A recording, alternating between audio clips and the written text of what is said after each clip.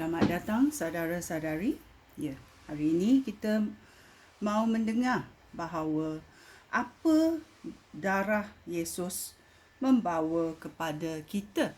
Kita yang menerima penyelamatan ini, apa yang ia akan bawa. Ada 3 perkara. Hati yang tulus, hidup kekal abadi, dan boleh mendampingi Allah Bapa. Ya. Mari kita mendengar selanjutnya dengan teliti mana di dalam Alkitab kita boleh mencari ayat-ayat Tuhan ini. Okey, yang pertama kita cakap hidup yang membawa kita kepada hati yang tulus. Ya, dalam 1 Yohanes babak 1 ayat 7. Kita cari 1 Yohanes babak 1 ayat 7 mengatakan, jika kita hidup dalam cahaya, sebagaimana Allah ada dalam cahaya, maka kita hidup rukun dan darah Yesus, anaknya. Anaknya membersihkan kita daripada segala dosa. Ya. Anak ya Tuhan, iaitu Yesus Kristus, membersihkan kita daripada segala dosa. Ya. Dan hati kita menjadi suci dan tulus. Ya. Okey, yang kedua kita cari dalam Yohanes babak 6. Yang itu mengatakan kita mempunyai hidup kekal abadi selama-lamanya. Ya, dalam Yohanes babak 6. Okey. Ayat 53. Dia berkata, Yesus berkata kepada mereka, apa yang aku katakan ini benar. Percayakah ayat-ayat Tuhan? Yesus berkata, apa yang aku katakan ini benar. Jika kamu tidak makan tubuh anak manusia dan minum darahnya, kamu tidak akan benar-benar hidup. Sesiapa yang makan tubuh aku dan minum darah aku mempunyai hidup sejati dan kekal. Lalu, aku akan membangkitkan dia pada hari kiamat.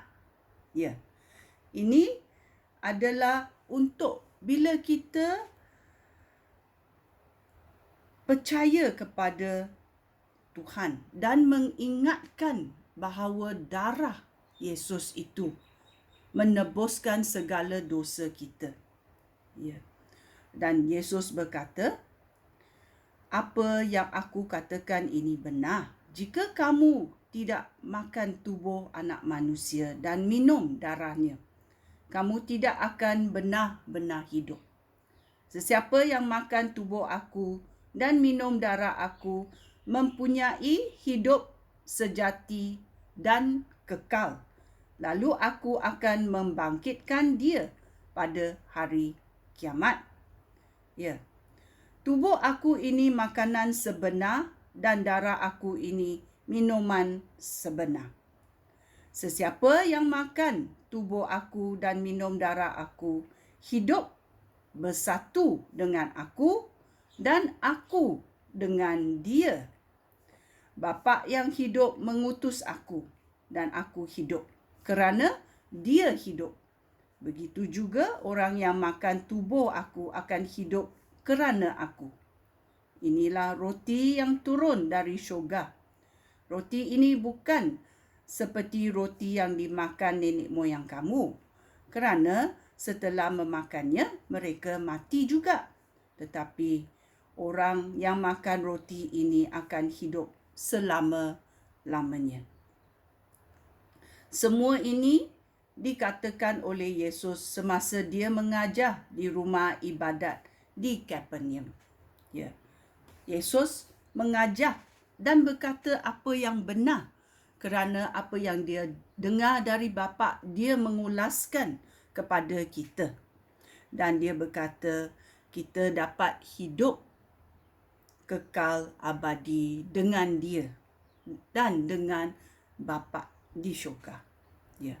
Yang ketiga, kita mendengar dalam Efesius babak 2 ayat 13. Kita mencarinya. Iaitu dapat mendampingi Allah. Efesius babak kedua ayat ke-13 berkata, sekarang, kerana kamu hidup bersatu dengan Kristus Yesus, kamu yang dahulunya jauh daripada Allah, telah didekatkan kepada Allah oleh kematian Kristus. Ya, melalui kayu salib, darah Yesus ditumpahkan untuk menebus kita, dan sekarang kita boleh mendampingi Allah bapa kita. Ya, sungguh baiknya, kerana dulu sebelum kita percaya, kita berdosa, dan upah dosa adalah kematian. Tetapi dengan kematian Yesus, dia menebuskan kita supaya kita dapat mendamping dengan Allah semula. Sungguh baiknya. Ya. Darah Yesus membawa kita mendapat hati yang tulus, hidup kekal abadi selama-lamanya, dan boleh mendampingi Allah. Sungguh baiknya. Ya. Dan lagu yang dapat saya ingat adalah Tuhan membuka jalan melalui darah Yesus, pengorbanan Yesus. Mari kita mendengarnya. Dia buka jalan saat tiada jalan, dengan cara yang ajaib dibukanya jalanku.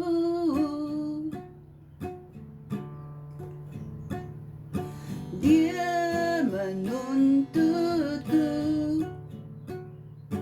dan memeluk diriku dengan kasih dan kuasanya. Dia buka jalan,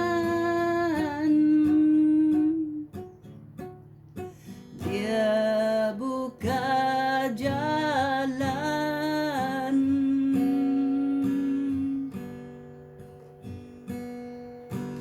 Ya, dengan darah Yesus, pengorbanan Yesus di atas kayu salib membuka jalan kepada kita dalam hidup ini dan hidup yang akan datang kelak dengan Tuhan.